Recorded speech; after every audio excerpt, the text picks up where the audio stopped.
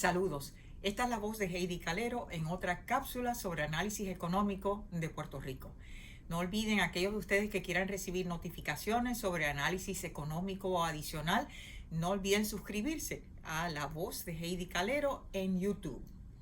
Hoy les vamos a hablar de un tema que está muy en boga en estos días en la prensa, que es el impacto de la ley 154. Como recordarán, esta ley se le impone un 4% a las compañías foráneas, es decir, mayormente son farmacéuticas de Estados Unidos, que se les cobra un 4% sobre sus exportaciones y ellas a su vez pues lo pueden acreditar contra lo que ellas pagan de contribuciones federales. Por tanto, en realidad les es transparente para estas farmacéuticas si lo pagaban a Puerto Rico o si lo pagaban al IRS.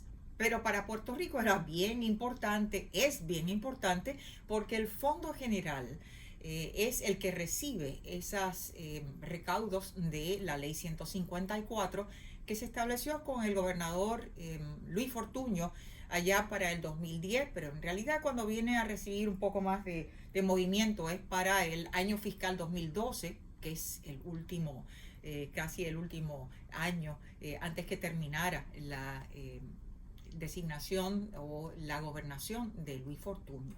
Y en ese momento era necesario porque la economía de Puerto Rico, que ha estado en una depresión económica, como me han escuchado en otras ocasiones hablar, desde el 2007, y encima de eso vino la gran depresión de la crisis fiscal, la crisis financiera global, pues Puerto Rico estaba en serios problemas y necesitaban entonces cubrir pues, los gastos operacionales, y se ideó esta ley 154 con la opinión de algunos abogados, algunos bufetes de abogados de Estados Unidos, a los que les pagaron bastante dinero, les aseguro, para que Puerto Rico entonces pudiera establecer ese recaudo y que iba a ser temporero. Primero empezaba con un 4% y que luego iba a ir bajando hasta creo que un 2.75%, pero claro, estaba supeditado a que la economía de Puerto Rico creciera. La economía de Puerto Rico no creció. Al ganar el gobernador García Padilla, se encuentra con grandes dificultades en términos de la administración y otra vez siguen con la ley 154, pero llega un momento en que dicen, la tenemos que dejar fija, no podemos variar el que esta ley se vaya a cambiar porque lo necesitamos para cubrir no solamente el pago de la deuda pública, pero los demás gastos operacionales.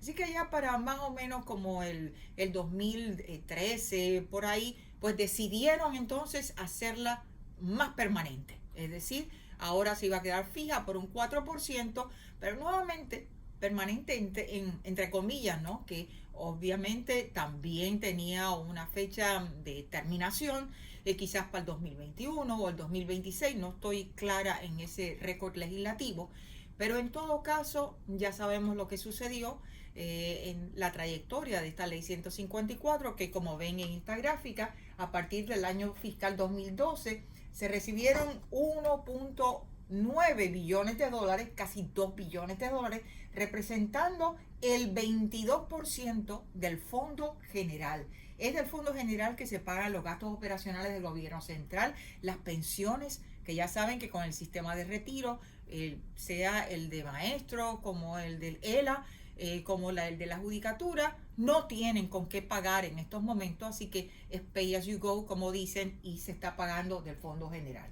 Al 2020, es decir, este año fiscal que acaba de terminar en junio 30, se habían recaudado otra vez casi 2 billones de pesos, 1.8, y representaba el 20%.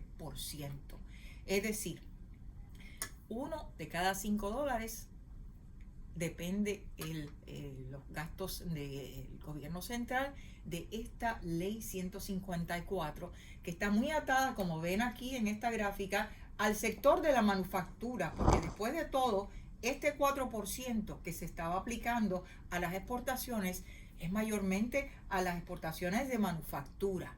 Casi 3 de cada 4 dólares de exportaciones son de farmacéuticas. En este sentido, son pocas las empresas que responden o que son responsables por el pago de ese 1.8 billones de dólares que tienen ahí.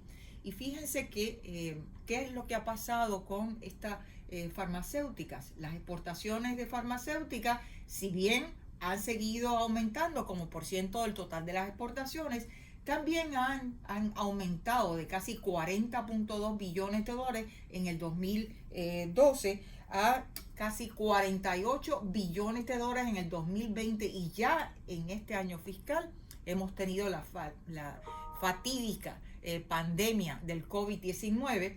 Así que esto, con todo y lo negativo, representa una gran oportunidad para Puerto Rico, porque se ha hablado de que hay que traer más para seguridad nacional de Estados Unidos, traer esas farmacéuticas que ahora mismo estaban utilizando recursos de China o fabricación allá en China, que las traigan más a suelo americano.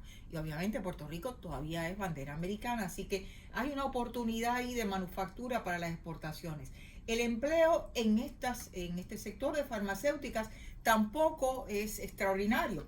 En el 2012 eran 20.000 empleos que se generaban antes de que terminara o que se eliminara la 936, era casi un 30% o un 40% más alto. Así que hemos visto una reducción de 20.000 ahora al 2020, 16.000 empleos, es decir, casi un 22% del total de empleo en la manufactura la representa la farmacéutica. Son altamente intensivas en capital, pero fíjense todo lo que exportan.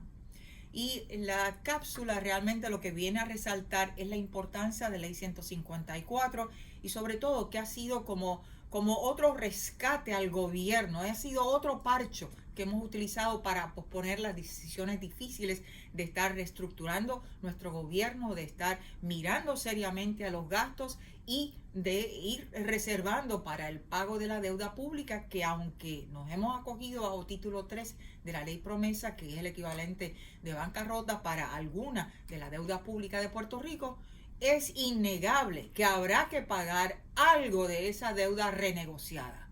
Así que es importante considerar que la ley 154, que ya nos había avisado el Tesoro de Estados Unidos, le avisó a la señora gobernadora en octubre del año pasado que presentara a Puerto Rico un plan porque le iban a estar eliminando eso. Como siempre, la incompetencia nos arropa y hemos esperado hasta el último momento. Y seguimos ahora pidiéndole a papá, al Tesoro de Estados Unidos, ay bendito, por favor, dame un poco más de tiempo y no me elimines la ley 154 en estos momentos. Hay que ya estar buscando soluciones. Puerto Rico tiene ya que ponerse los pantalones largos. Hasta la próxima cápsula en La Voz de Heidi Calero. Que estén bien. Gracias.